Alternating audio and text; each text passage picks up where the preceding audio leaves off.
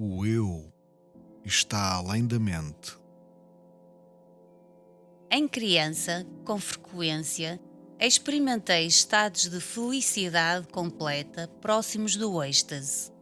Mais tarde, eles terminaram, mas desde que o conheci, reapareceram. Mesmo assim, apesar de serem maravilhosos, estes estados não duram. Eles vêm e vão e não sei quando voltarão. Como é que algo pode ser estável numa mente que em si mesma não é estável? Então, como posso estabilizar a mente? Como pode uma mente instável tornar-se estável? Claro que não pode. É da natureza da mente vaguear. Tudo o que tu podes fazer é mudar o foco da consciência para além da mente. E como posso fazer isso? Recusa todos os pensamentos, exceto um: o pensamento de eu sou. A mente vai entrar numa rebelião a princípio, mas com paciência e perseverança irá ceder e permanecerá quieta. Uma vez que tu estejas quieta, as coisas começarão a acontecer espontaneamente e de forma muito natural, sem qualquer interferência da tua parte. Afinal, posso evitar esta prolongada batalha com a minha mente? Sim, podes. Simplesmente vive a tua vida como vier, mas muito alerta, vigilante, permitindo que tudo ocorra da maneira que ocorrer, fazendo as coisas naturais de modo natural, sofrendo, gozando, tal como for a vida.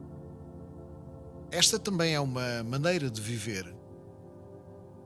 Bom, então também posso casar-me, ter filhos, ter um negócio, ser feliz. Claro que sim, tu podes ser feliz ou não. Leva a vida ao teu ritmo. Mesmo assim, o que eu quero é felicidade. A verdadeira felicidade não pode ser encontrada nas coisas que mudam e morrem. O prazer e a dor alternam-se implacavelmente. A felicidade vem do ser e só pode ser encontrada no ser. Encontra o teu ser real, Svarupa, e tudo o resto virá com ele. Então, mas se o meu eu real é paz e amor, por que sou tão inquieta? Não é que o teu ser real seja inquieto, mas o seu reflexo na mente assim o parece, pois a mente é inquieta. Ela é como o reflexo da lua na água movida pelo vento. O vento do desejo move a mente e o eu, que não é senão um reflexo do eu na mente, parece mutável. Mas estas ideias de movimento, de inquietude, de prazer e de dor estão todas na mente. O eu está além da mente, consciente, mas despreocupado. E como alcançar o eu? Tu és o ser, aqui e agora. Deixa a mente em paz, ser consciente e desapegada, e compreenderás que permanecer alerta, observar como os fatos vão e vêm, é um aspecto da tua verdadeira natureza. Quais são os outros aspectos? Os aspectos são infinitos. Compreende um e compreenderás todos. Diga-me algo que possa ajudar-me. Tu sabes melhor que ninguém o que necessitas. Mas eu estou inquieta. Como posso obter a paz? Para que necessitas de paz? Para ser feliz? Não és feliz agora? Não, não sou. O que te faz infeliz?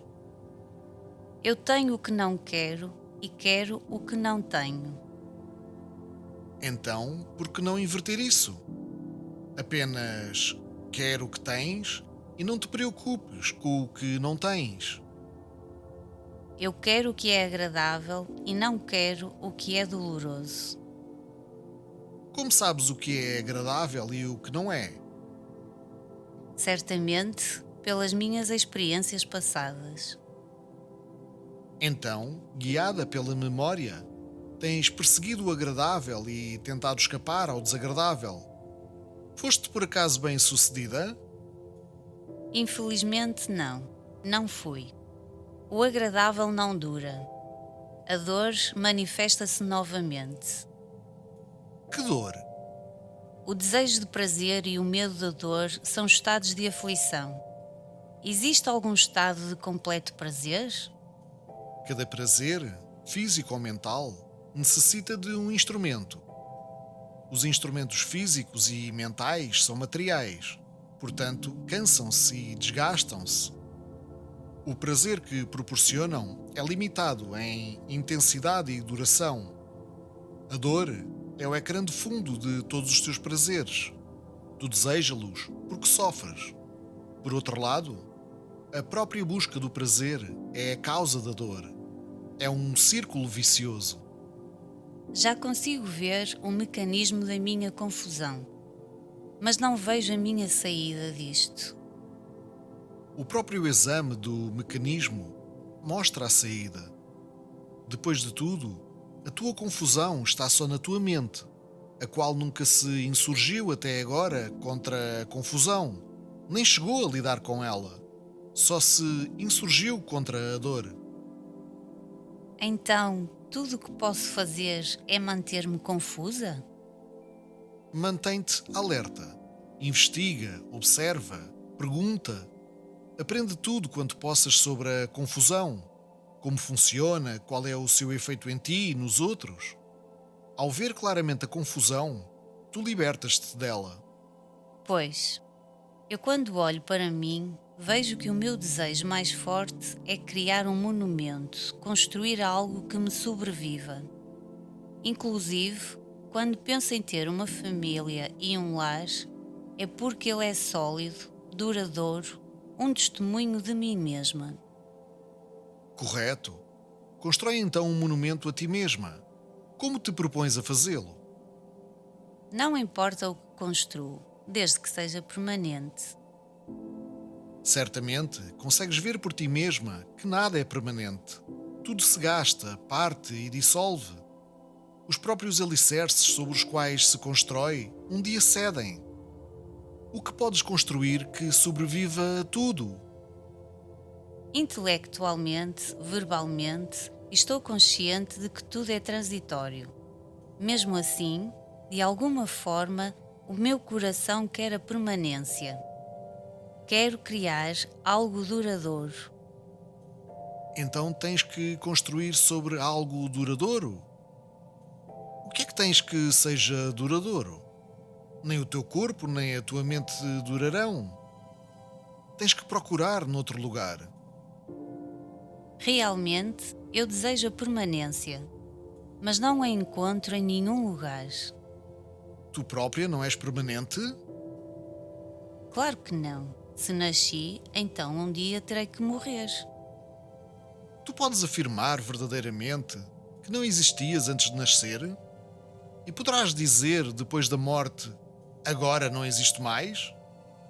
Tu não podes dizer, pela tua própria experiência, que tu não existes. Só podes dizer, eu sou. Os outros também não te podem dizer que tu não existes. Certo.